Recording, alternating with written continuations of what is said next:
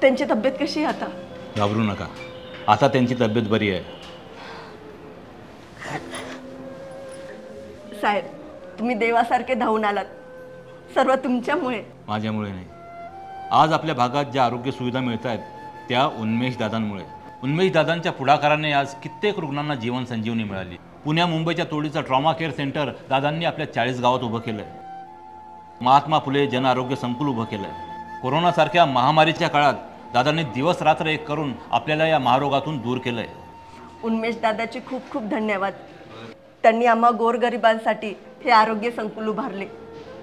ते नसते तर माझे पती वाचलेच नसते. आता आपली जबाबदारी आहे आणि मी म्हणूनच ठरवलंय, येत्या 20 तारखेला मशाली समोरचं बटन दाबून मी उन्मेष दादांना विजयी करणार आहे. तोच विकास, तोच विश्वास. उन्मेष पाटील हमखास, निशाणी मशाल.